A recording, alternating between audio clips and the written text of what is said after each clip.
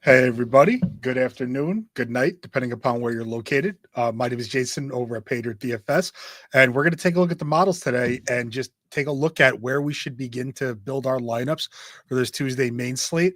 We got a pretty big slate today, 10 games to go over, and we also got some weather that we have to consider. But let's dive right into the models and just see where they want us to go.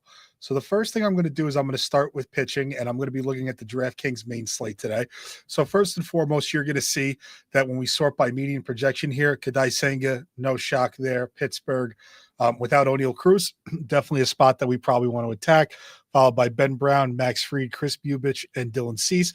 We have a pretty big log jam with these five pitchers here, all at different salaries too, salary ranges, which means you could probably mix and match tonight. But after C's, we go down to Shane Baz, who has not been good as of late. We have Jose Barrios as well, who's in that same environment. I think if they're in Tampa. Oh no, they're in Toronto today. Okay, so they are not in Tampa. That's much better. Maybe that gives Shane Baz a little, reprieve from being in such a bad hitters and bad pitching environment. But after those two, it's Robbie Ray, Framber Valdez, Schwellenbach, and Brandon Pfaadt. So you have some guys here that, have all similar projections. So nights like tonight, where there's a lot of different places you can go at pitching, there's a few things that I like to do. The first thing I like to do is I like to sort by 2x percentage. This essentially is going to give me a good idea of the most valuable pitchers at their price tag. How often do they, 2x their salary? So look at a guy like this, like Kyle Freeland. Like we have Kyle Freeland for more than 3x his salary as a projection, meaning, 81% of the time he scores at least 10 fantasy points today. If you want to, pay for some bats, that's pretty interesting. I mean, Kyle Freeland, we'll look at him in a second in the research sheets, but Texas has just not been that great of a team.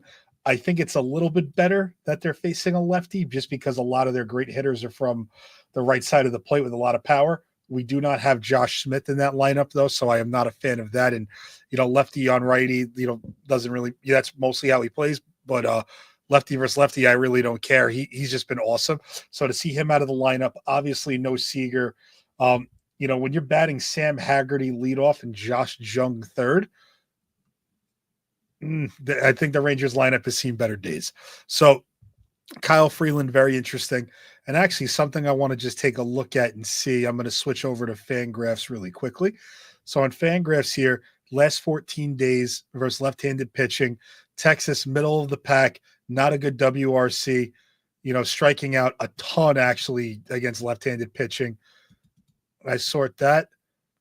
Yeah, they're almost top 10 in the league. So that's definitely something to consider. I think you do worse than Kyle Freeland today. He's got little to no ownership, so just make sure in small field you are pairing him with some chalk. I think he's absolutely fine, though. Let me see if there's anything in the research sheets that, make me want to not play him. This is sorted by our HSWR splits. This is essentially how efficient they are at, allowing hits to both sides of the plate. Against righties, he's really bad. He's actually the worst on the entire, slate of games. Early, main, doesn't matter. He is the worst, but he's pretty neutral against lefties. And he's actually one of the better arms going today against left-handed pitching. So that's pretty interesting. When I go look at true average for Kyle Freeland here, Kyle Freeland true average to lefties 259. So okay, middling, 245 to righties. So that's actually like pretty decent for a guy who has some pretty bad efficiency splits. And then when I go and look at the current slate stats, just for all the pitchers that are going today, Kyle Freeland 17% K rate, not great.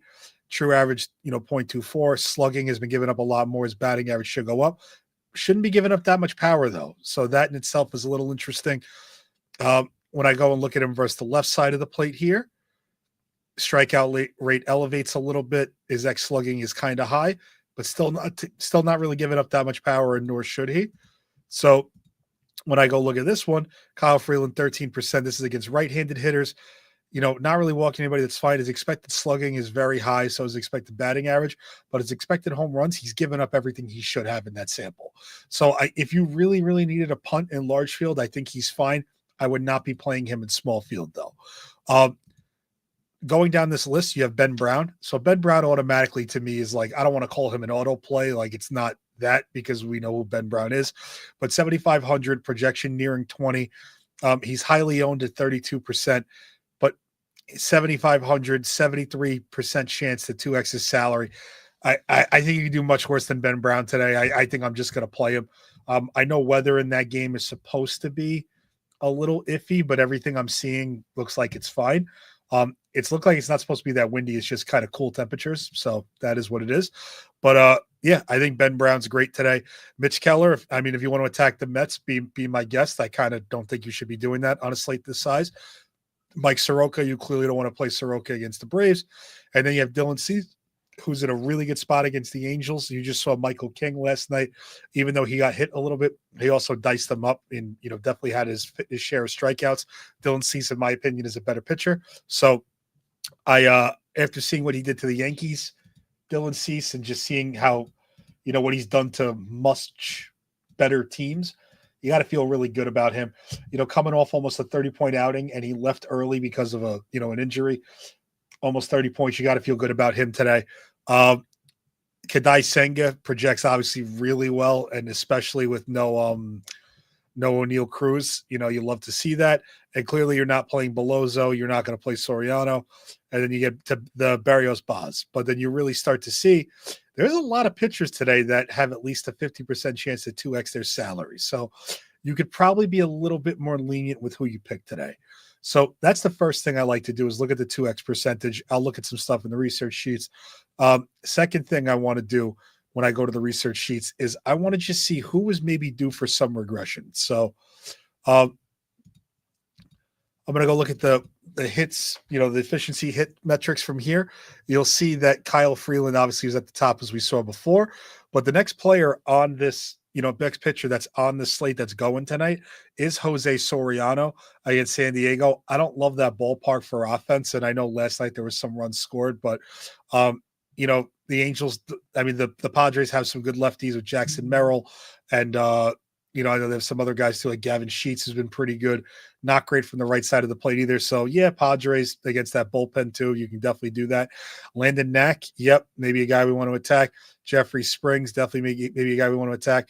And Mitch Keller, oh my God, versus lefties. That's pretty crazy. The Mets are going to try out some really good lefties too, obviously with Francisco Lindor, Juan Soto. Jeff McNeil has been decent. Brett Beatty's been decent. So I definitely don't think I want to target Mitch Keller. When I sort by the lowest here for this slate, you have Brian Wu, which is very interesting because he's going against the Yankees. You have Chris Bubich, Max Fried, Kadai Senga, who is elite to righties, and the lefties he's facing outside of Brian Reynolds probably don't scare you. And I honestly don't even know how much Brian Reynolds would scare me. You have Robbie Ray and Dylan Cease. So, maybe that's where we want to focus our efforts tonight. When I go and look at the true average splits of everybody tonight, Jeffrey Springs to the right side of the plate, that's terrible. I guarantee when we go and look at ownership, we're going to see that the Dodgers are just probably the nut chalk tonight. You probably guessed that, especially because they're, getting the park upgrade. They are actually, no, they're not. They're playing in LA. I thought they're playing in the Athletics home park. But yeah, they're home, which is still a good hitter's park. Followed by that, too, you have Jack Leiter going against Colorado. This is interesting, too, because maybe if you wanted to consider a Colorado mini with Ryan McMahon, Tolia, if you wanted to, Mickey Moniak, you want to look at those guys, sure. But Spencer Schwellenbach here, this to me is very interesting against Washington because it's one of the better hitting environments on the slate down in Atlanta. And Washington's best bats are from the left side of the plate. So I do like that quite a bit if you wanted to go to maybe – CJ Abrams, James Wood, Keibert Ruiz. Like, I think you could do worse than that in a mini. Also, it is going to be warm there. It's going to be in the 7-degree mark. There's going to be some rain, but, no wind to really minimize anything. So far, those are some people that we maybe want to attack. You also see Brandon Pfaadt down here. See Soroka and Knack. When we sort by smallest true average to largest, Ben Brown. Yeah, that's really, you really love to see that going against the Marlins. Dylan Cease, yup. You have Baz here, who really bad against righties, but elite against lefties. Chris Bubich, okay, middling of both. Valentine Belozo, which is crazy that his weighted true average is that low. Or Valente Belozo, however you pronounce his name. Jose Barrios, bad to one side of the plate. Senga, true average should be higher to righties, but he should be shutting down lefties more. So all in all, I think we got a pretty good idea of where we're going to go tonight for pitching. The last check that I really want to do is I want to go over to our contest simulations. And our contest simulations, I ran this on small field vary, just because I'm playing small field, and someone would say higher dollar tonight. And when we go and look here, when we go and look at the starting pitcher exposures, Ben Brown is our highest exposed pitcher, followed by Kadai Senga, Dylan Cease, and then Jose Barrios, Bubich, and then everybody else is sub 10%. So for here, if you are going to be building by the Sims, unless you're getting a massive edge where somebody's like 1% owned and the exposure is close to 10, I like to focus my efforts on the pitchers that are 10% or higher. When I go and sort by edge, the highest edge, it's Kadai Senga, Ben Brown. So if you're starting your lineup today with Kadai Senga, Ben Brown, you're probably off to a really good start.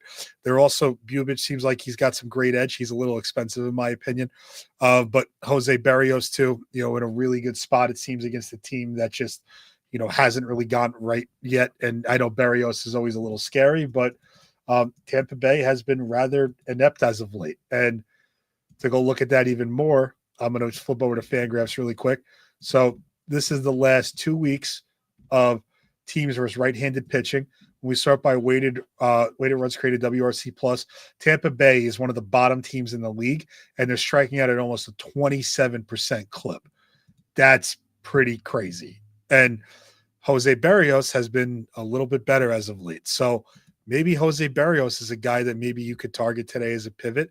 When I look at him in the research sheets, 23% K percentage, 10% walk rate, true average is low, expected batting average is low. Should have given up maybe one more home run in the sample. That's fine. That's whatever. And then when I go look at him versus lefties, they mostly have a left-handed heavy lineup in Tampa Bay. We have 24% K percentage. He's walking a few. That's okay. Expected slugging's a little above league average. True average is very low. Home runs really, really low too. And then we go look at him versus right-handed hitters. K percentage, obviously there. True average a lot higher, and he should be giving up a lot more power to the right side of the plate. So in situations like this, what I like to do is I like to go over to our hitter sheets, and I'm going to go take a look at Tampa Bay really quick, and I'm going to look at them twofold. I'm going to look at them individually, and I'm also going to look at them from a team perspective. So let me just pull that up really quick. So this is every team on the slate in conjunction with their expected slugging, their expected home run for plate appearance, event for plate appearance. So when I go look at Tampa Bay here, somebody here, they have a 25% K percentage in this split, an expected batting average of 250, expected slugging of 0.38, high stolen base upside, low expected home run per plate appearance, and a low event for plate wow, can't even talk straight. Event for plate appearance number here. So probably a good idea to attack them. Their number is a little bit higher here for the event for plate appearance because they can steal a lot of bases. But outside of that, they really shouldn't be. They should be striking out a lot.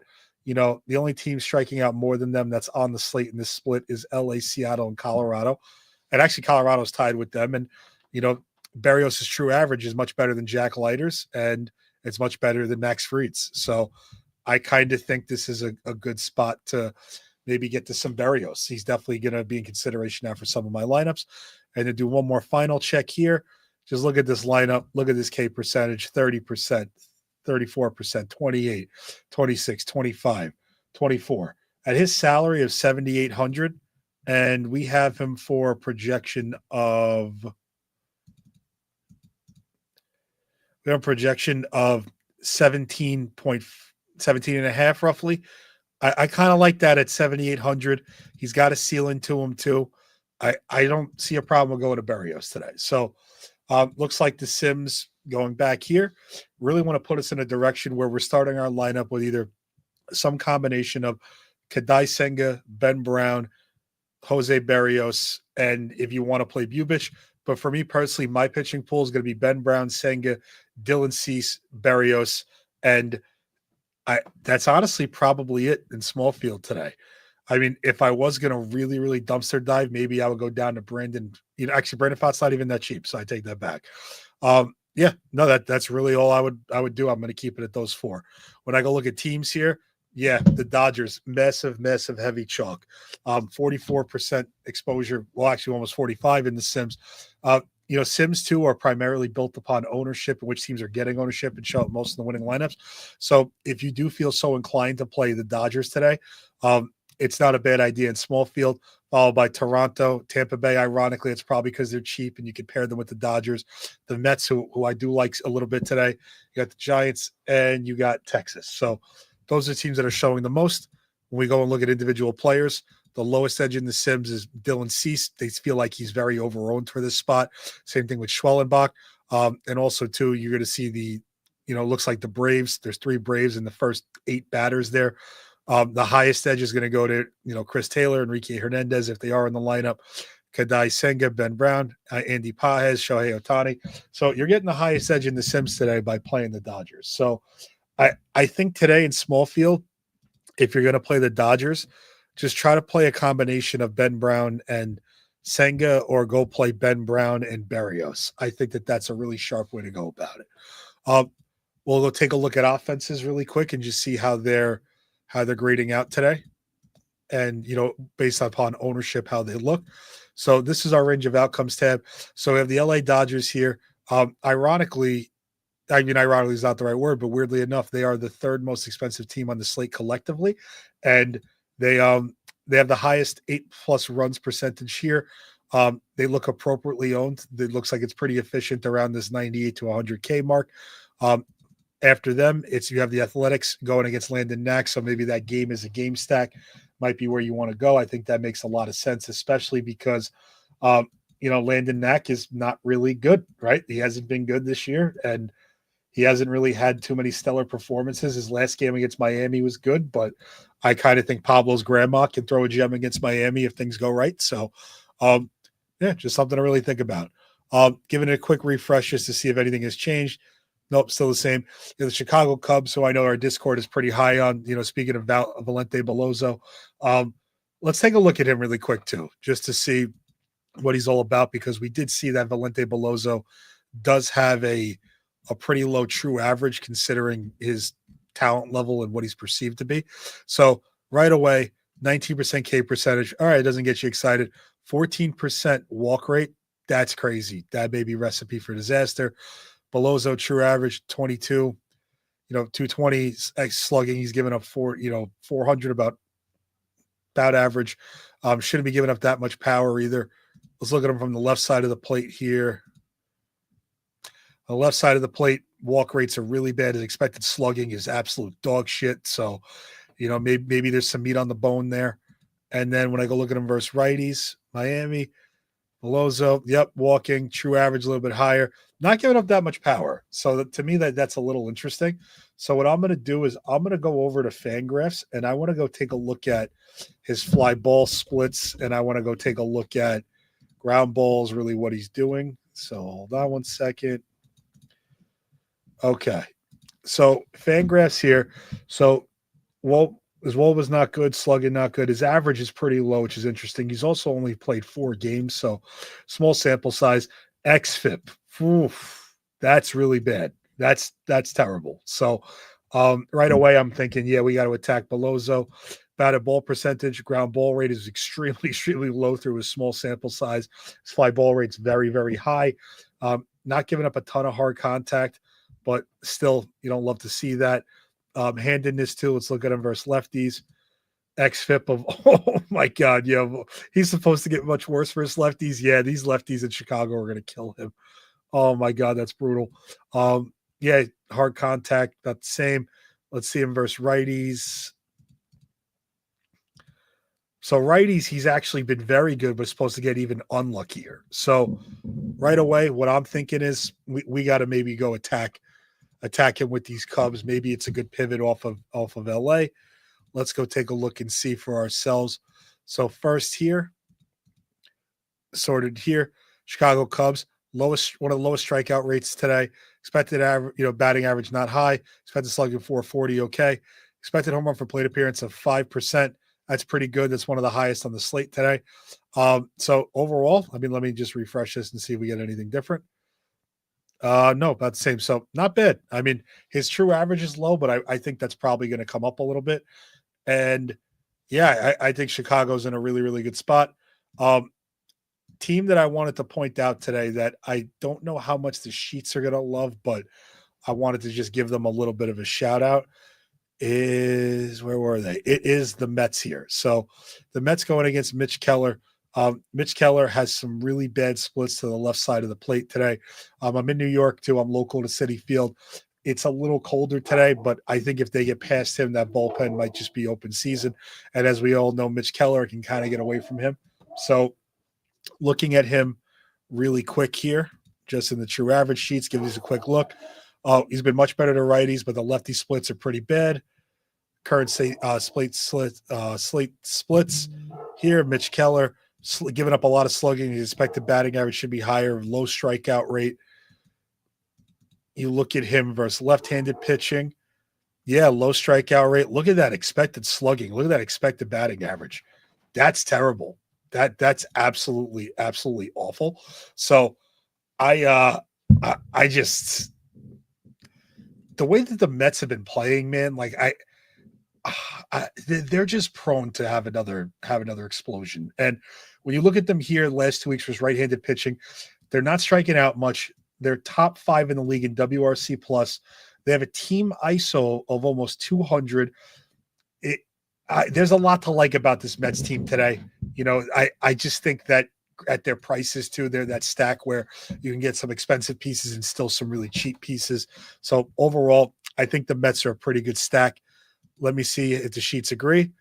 All right, the sheets think they're high up there. They think they're a little over-owned, but all right, nonetheless. So all in all, just for my play today, what I'm going to focus on, my main stacks that I'm going to be trying to work in with my combination of just to revisit pitchers. I am going to be focusing on Jose Berrios. I'm going to be focusing on Kadai Senga. I'm going to be focusing on Dylan Cease, and I'm going to be focusing on who's the last one I wanted? Ben Brown. So I'm going to be focusing on those four. In terms of offenses, obviously, I think the Dodgers are, in a great spot. I do have 3 lineups I'm playing today, so I don't know if the Dodgers are going to make my full. They may make it a mini. I mean, the most high leverage lineups you could play today are San Diego against a really, really bad. I mean, I don't think Soriano's that bad. They're in a really bad environment for runs, so I would maybe consider that. But if you want to play Colorado, sure. But for me, it's probably going to be a mix of LAD, the Athletics, Chicago, the Mets, and I think a really good value stack you can go to is Colorado minis if you want to play the lefties. I do think if you wanted to play some Atlanta, you can. They're a little overowned, but this is a tough slate where there's not a lot of bats to just go and love. I don't think it's that easy. There's not a big separation between a lot of these teams. So one thing I will say though, in small field, don't play Arizona. Don't play Texas in small field. If you want to play a mini, but don't play a 5-man. They're dirt cheap. Don't play the Marlins.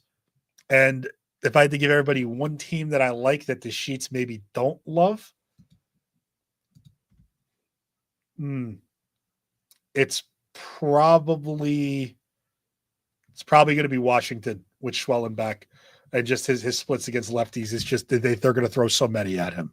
So, all right, last thing I want to look over, and then I just want to throw it to anybody for questions, is I want to take a look at Baseball Savant, and I want to take a look at the different park factors that we have. I've been using this a ton over the last few years, and this has helped me tremendously just in my own process. So looking here, we have a rolling 3-year average of park factors. We could go take a look at, the ex-WOBA, how many people are striking out more, home runs, the whole 9. So one thing that really stood out to me today is that I went and looked and saw that outside of, Houston, there isn't really like a great park for offense that's going tonight. I mean, even if we set it to like a year and just you want a little bit more of a recent sample, yeah, you have the Athletics up here. So that's really, really good. Dodger Stadium has been good, but over a 3-year sample, take it with a grain of salt, but we'll use the 1-year rolling sample. Yeah, this Athletics park right here is just exactly why I want to go there, right? It's a shoebox sort of park. I both pitchers on the mound are not great. I was a Jeffrey Springs believer for the longest time. I think I played him in almost every single start that he had this year, which is kind of wild. I mean, to start the season, I really, really liked him against I think it was against the Mariners where he had like a 30-point outing, and I was like, oh my God, we got a gem here. And he's just been dog shit ever since, and now he's going to get the fucking Dodgers. Yeah. I kind of want to attack that as much as I can. The same token, though, I do want to maybe play the Athletics too. They've been okay, not great as of late, but they put up some runs. They had that series against the Yankees where they had their share, but not as ton. So not as much. And I like attacking Landon Knack, but I don't really love attacking that bullpen. Outside of that, though, you have the Rogers Center here that's playing up a little bit this year so far. So if you think Shane Baz doesn't have it, you think Barris doesn't have it, you want to go there, be my guest. I just have had more success over the long run by attacking the best hitting environments that I possibly can. And the one thing that is pretty interesting is you look at Wrigley Field here with the Cubs, and the wind is very minimal blowing in. It's hard not to like it. It may be a little bit wet, but honestly, I kind of don't care. I think that's okay. When I look at some extreme splits here and I'm looking at the left side of the plate, you have the Dodgers here really playing up left-handed power a lot. As you can tell, it's kind of elite in every metric. After that, you have the Braves down here, which if you want to play the Braves, you can. But those lefties I was referencing in Washington, big fan. I think that's a really good mini stack you could have today. You do have the Giants, which is weird, playing up left-handed power. I would take that with a grain of salt. You got the Rogers Center, and you got Sutter Health. When you look at the right side of the plate here, Sutter Health at the top, followed by on the slate itself, Wrigley, and Dodger Stadium. So honestly, play the best offenses you can today. Outside of the Athletics, I don't see a park factor that's really worth going and getting yourself overexposed to. And actually, I lied. One more thing I'm going to look at is I'm going to look at my favorite tool in this entire at Paydirt that we have. I don't live and die by this, but if I had to choose one thing I'm going to live and die by, it's probably this. This is our Masters matchup table. So these columns, we can look at our team's average scores, their average score for their last 5 games, 10 games, their trending score. They're 8+. What are they trending for? Their 8+ trending score for the last 10 games. What they're actually trending, the matchup that they have, what's the average trend of that? So the higher number is better here, meaning it's more prone for fantasy production. We have a matchup 8+ trend, so how much that matchup itself is trending towards that. And we have the R2 to op season, which is just a completely it's a great metric that just shows which teams are more dependent upon bad pitching to realize the ceiling outcome. So you see here Toronto, San Diego, the Yankees, Detroit. Detroit's on the slate. Colorado, the Dodgers. They've been a little bit more reliant lately on bad pitching to see a high upside outcome. Texas really hasn't. Texas has been the best team in the league at that right now, and Washington has been a little agnostic. Miami's been agnostic, and San Francisco's been agnostic. So first thing I do, matchup average trend. I look here. Padres, all right, clearly in the best matchup. The Yankees, I mean, fuck, if you didn't see what they did last night, Seattle has been routinely the worst park for hitting in baseball over the last 10 years, or at least in the top 3 every single year. And there's been a lot more home runs there lately. Seattle's bullpen is not good. It's actually pretty terrible. They give up a lot of power. That guy, Emerson Hancock, that went yesterday just absolutely sucks. So the Yankees, not a big surprise there. They get Brian Wu today. So I don't know how much I want to pick on Brian Wu. At their prices too with the Yankees. I just don't really know if I want to do that. But nonetheless, it's not a bad idea because if they get past Wu, what happens? They get into a really bad bullpen. Same thing with the Dodgers. Look at this against the Athletics. High trending score, high 8+. 8+ has been very good for the last 5 games, trending for 8+. Really good matchup, followed by Chicago. So the teams that we wanted to target today, LAD and Chicago are at the top. There is Texas. You also have the Mets down here making a little appearance, and I like them a little bit better than probably some of the sheets do. When we sort by trending score here, the Mets are on the slate the 4th best team to target in terms of a trending score. So I do like that a lot. So all in all, this is a really, really good tool if you haven't checked it out yet to just basically see which teams are in great spots, which teams are playing against teams that are giving up a lot of fantasy production, that may be giving up a lot of fantasy production, and which teams are trending. And I think that combined with ownership is going to put you in a good spot.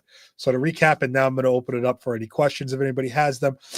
My main stacks today, again, are going to be some combination of the Dodgers, the Chicago Cubs, the Washington Nationals, the New York Mets, and the Oakland. I'm going to call them the Oakland Athletics, but the Oakland Athletics. And yeah, that's basically it.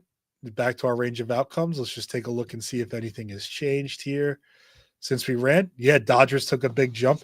So did Chicago, and they're both showing as positive edges. So in small field, I might do two lineups where one's a main LAD, two are main Chicago, or I might reverse that, do two main Chicago, one LAD. You also have Toronto here showing up now pretty high, meaning you want to attack Shane Baz. But Shane Baz, I think he's better than he's shown, but also I don't think Toronto's like that potent of an offense.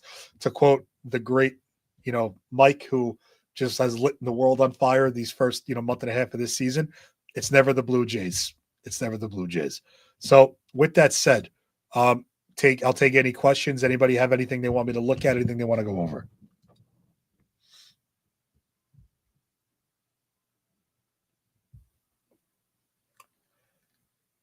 Going once, going twice. Okay. All right, guys, best of luck tonight. I'm going to be hanging out in the Discord. Let's go build some winners. And thanks for tuning in, guys. If you are not a subscriber of Paydirt DFS, please come check us out, even if it's for a day pass. Just come see what we're all about. We have the best community really in the game, and we're always trying to help each other. We have a lot of players in here that have won 4 figures, 5 figures, 6 figures already this year. Collectively, we're either approaching or we're already over $500,000 in winnings, and it's not even June yet. So we're really off to a good start. All right, we actually have some questions that came in. All right, so how would you use that sheet to pick a single entry team? So for me personally, with the single entry team, I'm looking for a mix of leverage and ownership. So, and I want to look at A+ runs. So here specifically, the Dodgers have the best grade.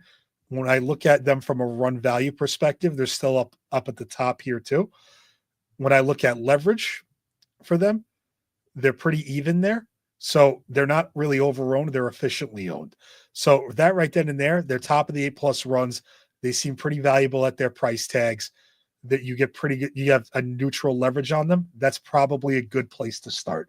To fill in the rest, it's all about really what you'd want to do and what you could fit from your mini stack and your second player. So just to show you kind of what I would maybe do here, and I'm not going to play this lineup, but I talked about like I really, really liked Berrios and I really like Ben Brown. So let's say I take that and I want to play the Dodgers today.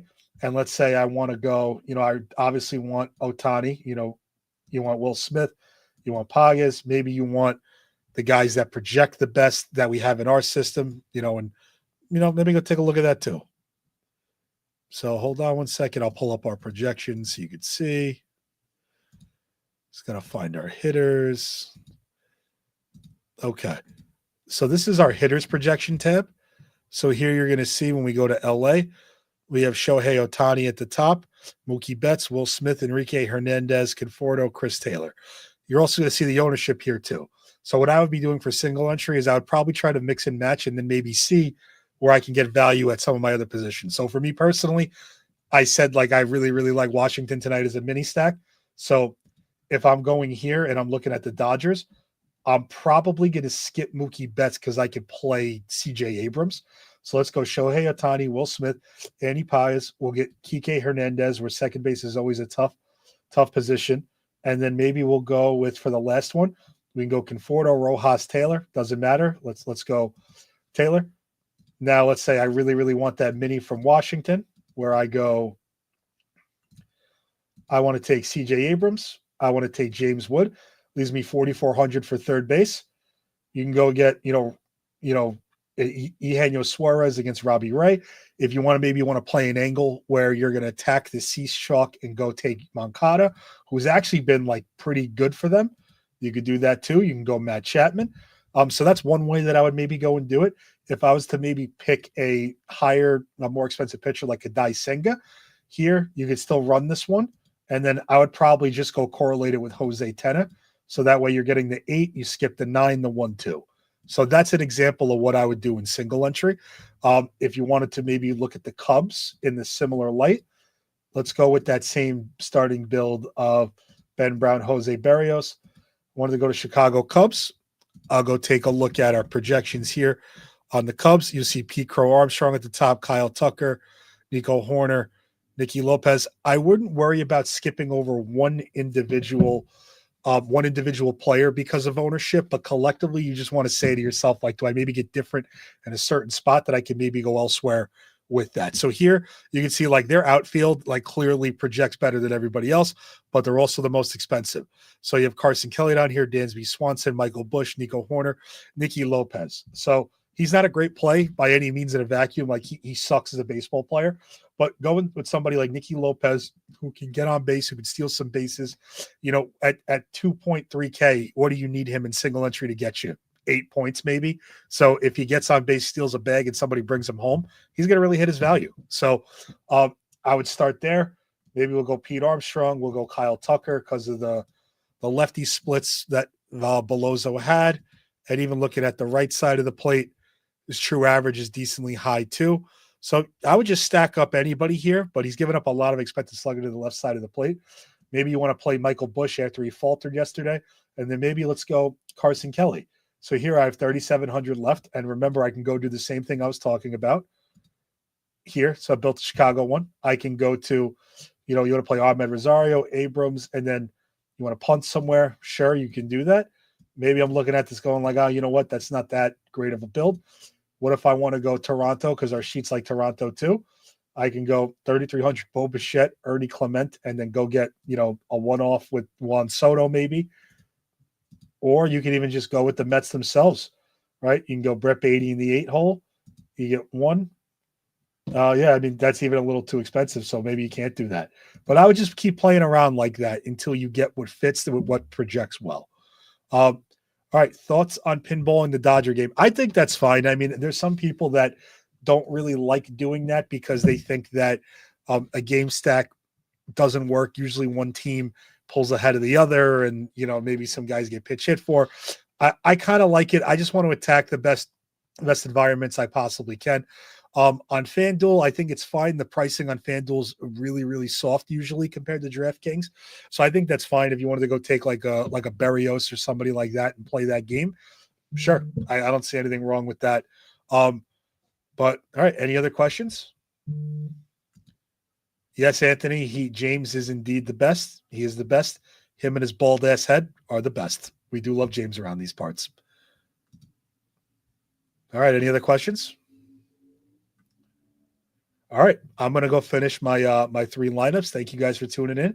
I'll see you next Tuesday. Let's bring home some trophies. Thanks, guys.